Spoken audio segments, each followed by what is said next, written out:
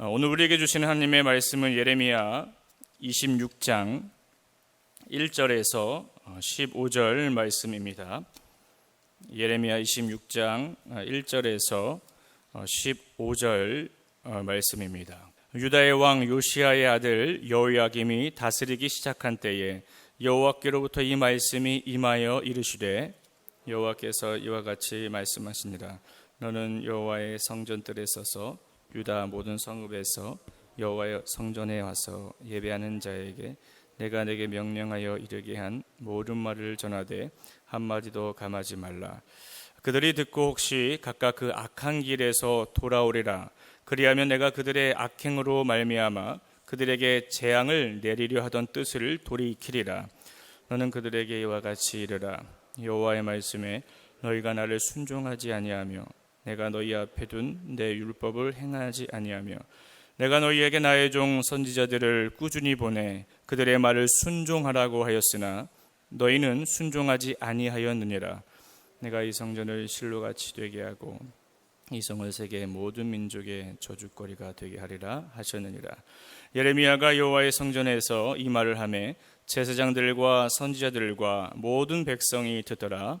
예레미야가 여호와께서 명령하신 말씀을 모든 백성에게 전하기를 마치매 제사장들과 선지자들과 모든 백성이 그를 붙잡고 이르되 내가 반드시 죽어야 하리라. 어찌하여 내가 여호와의 이름을 의지하고 예언하여 이르기를 이 성전이 실로같이 되겠고 이 성이 황폐하여 주민이 없으리라 하느냐 하며 그 모든 백성이 여호와의 성전에서 예레미야를 향하여 모여드니라. 유다의 고관들이 이 말을 듣고 왕궁에서 여호와의 성전으로 올라가 여호와의 성전세 때문에 입구에 앉으매 제사장들과 선지자들이 고관들과 모든 백성에게 말하여 이르되 이 사람은 죽는 것이 합당하니 너희 귀로 들음같이 이 성에 관하여 예언하였음이라. 예레미야가 모든 고관과 말하여 이르되 여호와께서 나를 보내사 너희가 들은 바 모든 말로 이 성전과 이 성을 향하여 예언하게 하시느니라.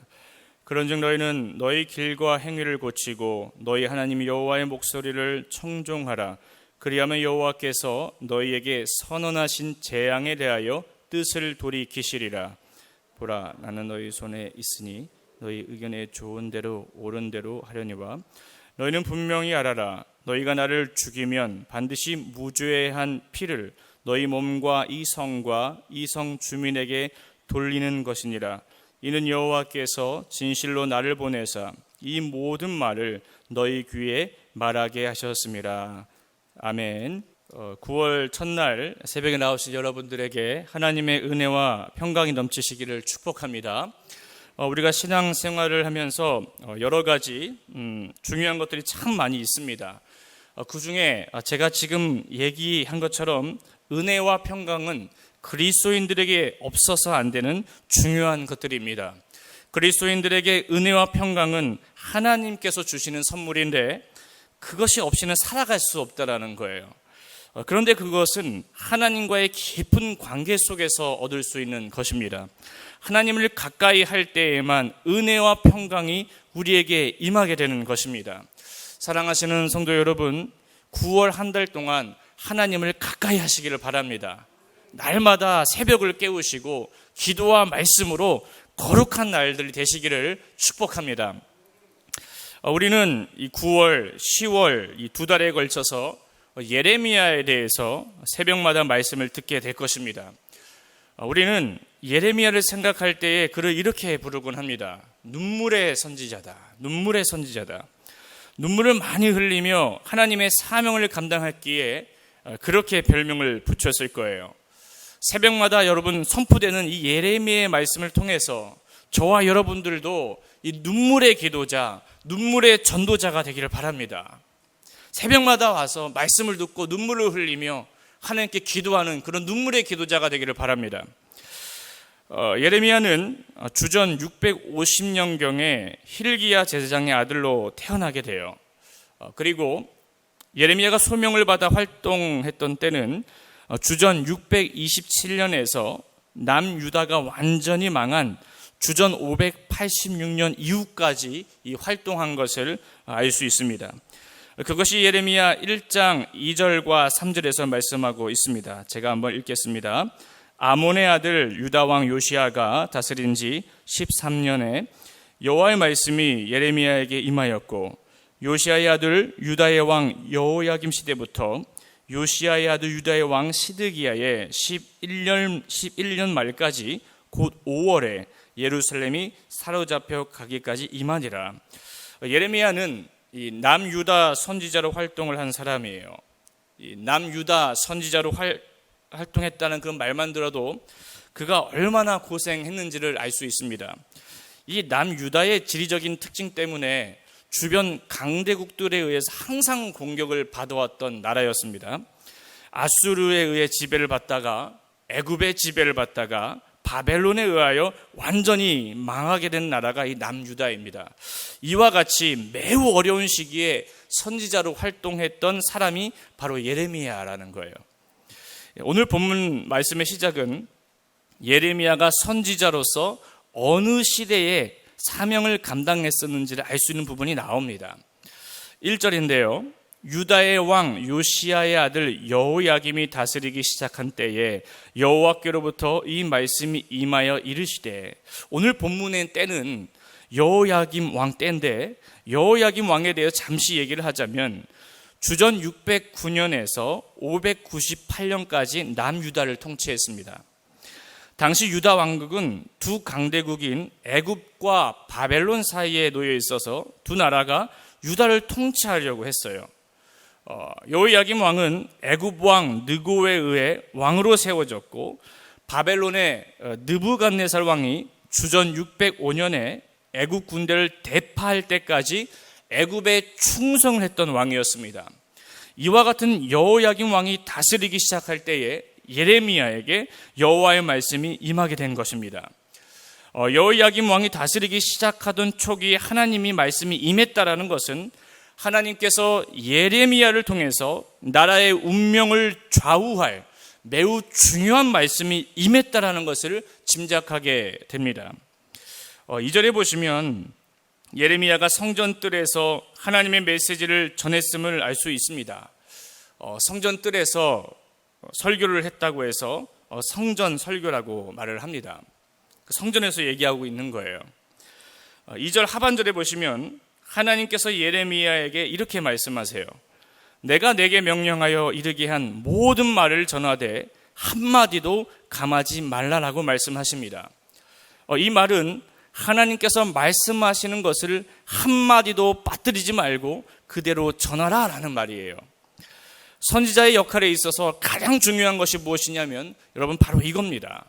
하나님께서 말씀하시는 것을 한마디도 감하지 말라. 여러분들이 새벽마다 예레미야서를 계속 듣게 되겠지만 예레미야가 하나님의 말씀을 전해야 하는 그 시대와 장소는 목숨을 걸어야 하는 때였습니다. 정말 하나님께서 말씀하시는 것을 말하기라도 한다면 그 자리에서 죽을 수도 있었던 때였다라는 거예요. 신약에서 이와 비슷한 상황에서 담대하게 주의 복음을 전했던 사람이 등장해요. 그 사람은 바로 스데반입니다. 사도행전 6장을 보시면 사람들이 거짓된 고발로 예루살렘 공회에 잡혀온 이 스데반의 이야기를 볼 수 있습니다. 스데반은 공회에 모여있는 제사장과 유대인 무리들을 향하여 이 아브라함부터 시작하여서 예수 그리스도까지 이스라엘 역사에 대해서 얘기하면서 우상을 숭배하고 많은 선지자들을 핍박하고 결국엔 예수 그리스도마저도 살인한 자들이 바로 유대인 너희들이다라고 고발하는 내용이 나옵니다. 그 말을 들은 유대인들은 마음이 찔려요. 어떻게 했을까요? 돌로 스데반을 죽이게 돼요. 마음이 찔렸다 두 가지입니다. 돌로 쳐서 죽이냐 회개하냐. 그것이 우리에게도 일어나요. 여러분의 마음이 찔린다면 여러분은 회개하시길 바랍니다. 근데 스데반의 말을 듣고 마음에 찔린 이 사람들은 돌로 죽였어요. 저는 스데반이 이 선지자적 영성을 가진 사람이라고 믿습니다. 그는 이 복음 앞에 그 어떤 것과도 타협하지 않고 죽음에 이르는 상황이라고 하더라도 담대하게 복음을 전했던 사람이었어요. 그가 과연 죽음을 두려워했던 사람이었다면 결코 그 자리에서 유대인들의 죄를 고발하지 않았을 거예요. 복음을 전하지 않았을 겁니다. 하지만 스데반은 선지자적인 영성을 가진 사람이었기에 그는 복음을 전하다가 순교하게 됩니다. 오늘 본문에서 예레미야의 상황도 이와 같은 상황인 것을 볼 수 있어요. 만약 예레미야가 이 현재의 상황을 두려워해서 하나님의 말씀을 바꾸거나 사람들이 듣기 좋은 소리로만 얘기했다면 그는 거짓 선지자가 되는 거예요. 거짓 선지자는 하나님의 말씀을 그대로 전하는 게 아니라 사람들이 듣기 좋게 하거나 분위기와 상황에 따라서 하나님의 말씀인 양 거짓으로 말하는 사람인 거예요. 사도 바울은 말합니다. 하나님께 좋게 하랴, 사람에게 좋게 하랴. 저는 그 말을 들을 때마다 많이 어려울 때가 참 많아요. 내가 지금 사역하는 게 하나님께 좋게 하랴, 사람에게 좋게 하랴. 사람에게 좋게 하는 그런 사역을 한다면 그는 거짓 선지자와도 비슷한 사람이 될 거예요. 그렇다면 성경에서 말하는 선지자는 어떤 사람인가? 우리는 보통 선지자를 예언자라고도 말합니다. 우리는 예언이라고 할 때 미래의 일에 대해서 말하는 것에 비중을 많이 두는 것 같아요. 왜냐하면 사람들은 자신의 미래에 대해서 알고 싶은 마음이 있기 때문에 그렇습니다. 그래서 예언의 예자에 신경을 많이 써요. 그러나 성경에서 말하는 예언자, 선지자는 미래의 일을 미리 말하는 예자의 무게가 있는 게 아니라 언자의 무게가 있어요. 하나님께서 말씀하시는 그 말씀이 중요한 거고, 그것보다 더 중요한 것은 부르신 분이 하나님이다라는 것이 가장 중요하고 핵심인 거예요. 그러므로 선지자는 어떤 사람인가? 하나님의 부름을 받아 하나님의 말씀을 받은 선포자다라는 거예요. 저는 우리 바울교회 공동체가 하나님의 부름을 받은 선포자가 되기를 바랍니다. 오늘 예배드린 여러분들이 하나님의 부름을 받은 선지자적인 영성을 가진 선포자가 되기를 바랍니다. 환경과 상황에 따라 말을 바꾸는 게 아니라 하나님께서 주시는 그대로 한마디도 감하지 말고 하나님의 스피커가 되어서 그대로 선포하는 선포자가 되기를 바랍니다. 예레미야가 바로 그런 선지자였다라는 거예요. 그렇다면 예레미야가 한마디도 감하지 말고 선포해야 하는 말씀 무엇입니까? 그것은 4절에서 6절에 나오는 말씀입니다. 너는 그들에게 이와 같이 이르라. 여호와의 말씀에 너희가 나를 순종하지 아니하며 내가 너희 앞에 둔 내 율법을 행하지 아니하며 내가 너희에게 나의 종 선지자들을 꾸준히 보내 그들의 말을 순종하라고 하였으나 너희는 순종하지 아니하였느니라. 내가 이 성전을 실로같이 되게 하고 이 성을 세계 모든 민족의 저주거리가 되게 하리라 하셨느니라. 너희들이 이와 같은 죄악을 듣고 마음에 찔려 악한 길에서 돌이킨다면 하나님께서 내리기로 한 재앙을 내리지 않겠다는 거예요.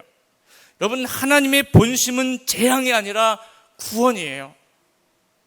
하나님이 여러분들을 향한 본심은 재앙이 아니에요. 구원이야, 구원. 어떻게 해서든지 여러분을 구원하시고자 하는 하나님의 본심이에요. 하나님 왜 나한테 이런 시련을 주십니까? 아니에요. 여러분을 구원하시고자 그런 시련을 겪게 하시는 것일지도 몰라요. 하나님의 말씀에 순종하지 않는다면 재앙이 임하게 될 텐데 그것은 성전을 실로같이 되게 하겠다는 거예요. 여러분, 실로는 엘리 제사장 때까지 이스라엘 종교의 중심지였고 언약궤가 있었습니다. 그래서 이스라엘 백성들은 전쟁에 나가도 언약궤가 있기에 패하지 않을 것이다라는 그런 믿음이 있었어요. 그러나 블레셋에 패하고 언약궤까지 뺏기게 됩니다. 실로는 세월이 지나면서 이방 민족으로 인하여 폐허가 되고 맙니다. 이와 같이 너희들이 회개하지 않으면 폐허가 돼버린 실로처럼 예루살렘 성전이 폐허가 되고 예루살렘 도성은 세상 모든 민족의 저주거리가 되게 하겠다라는 거예요. 저는 그거 보면서 하나님의 말씀에 순종하지 않는다면 앞으로의 우리 교회들이 이렇게 되면 어떻게 될까? 실로처럼 폐허가 된 것처럼 교회가 폐허가 돼버리면 어떻게 될까?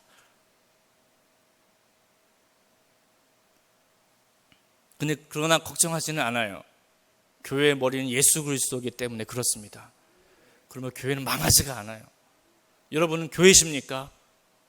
여러분의 머리는 예수 그리스도이십니까? 그러므로 망하지 않아요. 예수 그리스도를 믿는 사람들은 절대로 망하지 않아요. 기억하십시오. 회개해야 된다는 거예요. 하나님께로 날마다 돌이키셔야 된다는 거예요. 이 말을 들은 사람들이 7절에 나오는데요. 7절 함께 읽겠습니다. 시작. 예레미야가 여호와의 성전에서 이 말을 하매 제사장들과 선지자들과 모든 백성이 듣더라. 아멘. 제사장들과 선지자들 그리고 모든 백성들이 들었다고 나옵니다. 이들에게 있어서 그들의 신앙의 중심이라고 볼 수 있었던 것이 이 성전이었어요. 성전은 그들의 신앙이었습니다. 그들의 존재 이유였어요. 그런데 하나님께서 그 성전을 폐허가 되게 만들겠다고 예레미야가 말했을 때는 그들은 어떤 생각을 했을까요? 예레미야가 말한 것은 하나님께로부터 비롯된 것이 아니라 자기의 오만한 생각과 판단으로 예언한 거짓 선지자다라고 말했을 거예요. 예레미야가 말한 성전이 폐허가 될 것이다라는 말은 그들에게는 하나님을 모욕한 큰 죄였을 겁니다. 예레미야도 이들에게 그와 같은 말을 하면 위험해질 수 있다는 것을 알았을 거예요. 그러나 하나님께서 한마디도 감하지 말라라고 말씀하셨기에 순종함으로 선포한 거예요. 그 결과 예레미야에게 찾아온 것은 그를 사형시켜야 된다는 것이었습니다. 정말 교회가 회복하고 그리스도인들에게 필요한 것은 무엇일까? 죽기까지 주님의 말씀에 순종하며 따르겠다라는 그 결사각오의 믿음이 아니겠습니까? 바울교회가 이와 같은 믿음의 공동체가 된다면 이 나라와 온 세계를 변화시키는 믿음의 불씨가 되지 않겠습니까? 우리가 부르는 노래처럼 주님이 말씀하면 내가 나아가고 주님 뜻이 아니면 내가 멈춰설 수 있는 이와 같은 믿음이 내게 있다면 나를 힘들게 하는 환경과 문제와 상관없이 주님의 뜻대로 전진할 수 있다면 그것이 얼마나 행복한 신앙생활이 되겠습니까? 하나님 말씀이면 내가 나아가고 하나님의 뜻이 아니면 내가 멈춰설 수 있는 그와 같은 믿음이 내가 있다면 얼마나 신앙생활이 행복할까요? 왜 신앙생활이 행복하지 않는 줄 아십니까? 주님 말씀하시는데 못 가는 거야. 주님이 선포하라는데 못 선포하는 거야. 그게 내가 힘든 거야. 그게 행복하지 않는 거야. 저는 여러분이 행복한 신앙생활을 하기를 바랍니다. 예레미야는 사형 선고를 받은 상황 속에서도 하나님의 말씀을 온전히 전했기에 그의 마음은 행복했을 거예요. 예레미야의 말을 들은 사람은 그를 거짓말로 고발하며 사형에 처해야 한다고 말합니다. 그런 상황 속에서 예레미야는 오히려 담대하게 이렇게 말하는 거예요. 나는 하나님께 사명을 받고 온 몸입니다. 나는 하나님의 분부대로 이 성전과 이 성읍이 어찌 될 것인지를 전하였을 뿐입니다. 그러니 이제 하나님의 말씀을 듣고 여러분의 행동을 고치시길 바랍니다. 그렇게만 하면 하나님께서 여러분에게 내리시려던 재앙을 거두실 것입니다. 나는 여러분의 손안에 있습니다. 그러니 여러분이 좋다고 생각하는 대로 옳다고 생각하는 대로 마음대로 하십시오.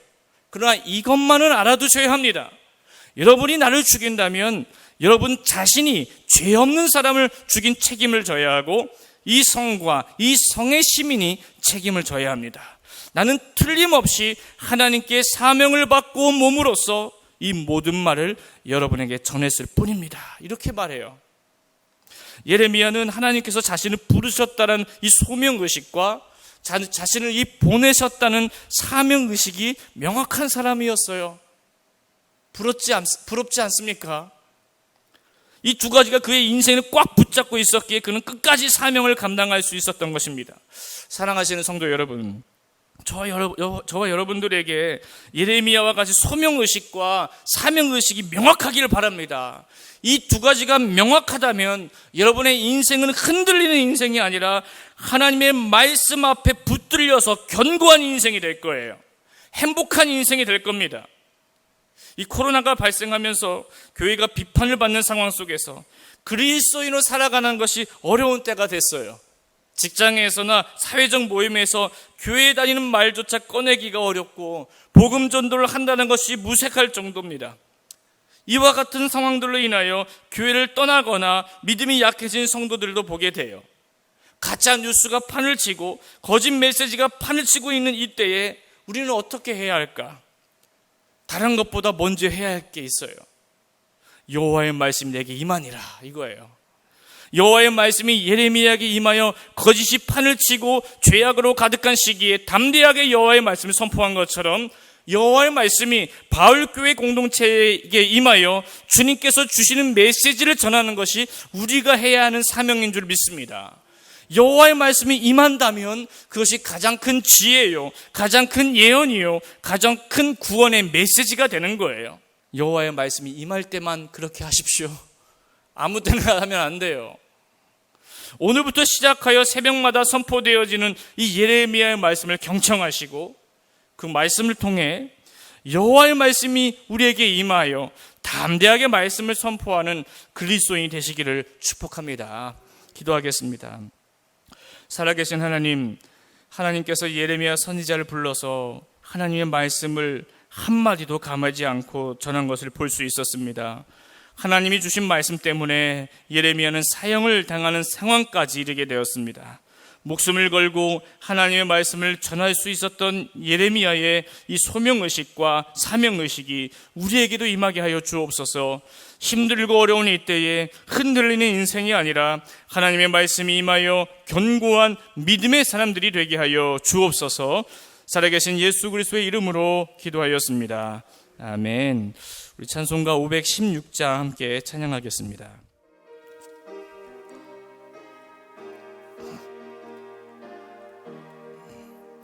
옳은 길 따르라 의의 길을 세계 만민의 참된 길 이 길 따라서 살 길을 온 세계에 전하세 만 백성이 나갈 길 어둠 밤 지나고 동튼다 환한 빛 보아라 저 빛 주 예수의 나라 이 땅에 곧 오겠네 오겠네 주 예수 따르라 승리의 주 세계 만민이 나갈 길과 진리요 참 생명 내 창검을 부수고 다 따르라와 평화 어두운 밤 지나고 동튼다 환한 빛 보아라 저 빛 주 예수의 나라 이 땅에 곧 오겠네 오겠네 놀라운 이 소식 알리어라 세계 만민을 구하려 내 주 예수를 보내신 참 사랑의 하나님 만 백성이 따르 어두운 밤 지나고 동튼다 환한 빛 보아라 저 빛 주 예수의 나라 이 땅에 곧 오겠네 오겠네 고난 길 헤치고 찾아온 길 많은 배성을 구한 길 모두 나와서 믿으면 온 세상이 마침내 이 진리에 살겠네 어두운 밤 지나고 동튼다 환한 빛 보아라 저 빛 주 예수의 나라 이 땅에 곧 오겠네 오겠네 아멘.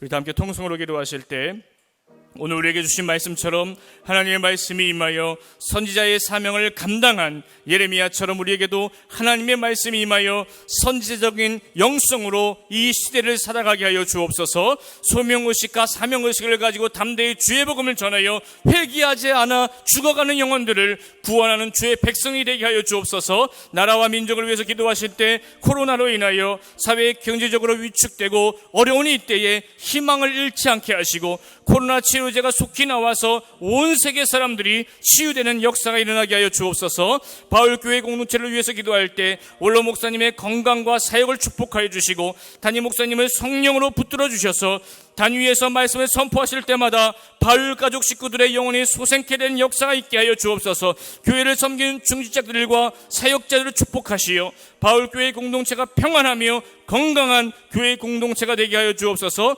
교육기관을 축복하시고 어린아이부터 청년에 이르기까지 어려운 이 시기에 하나님께서 주시는 비전을 붙들게 하시고 소망 가운데에 살아가게 하여 주옵소서라고 우리 함께 주여 3번 외치시고 통성으로 기도하시다가 자유롭게 돌아가도록 하겠습니다. 주여 주여 주여. 살아계신 하나님 아버지 감사합니다. 우리 새벽에 우리를 불러주시고 하나님 앞에 나와 아버지에게 예배드리게 하시니 감사합니다. 하나님 오늘 우리에게 주신 이 말씀처럼 하나님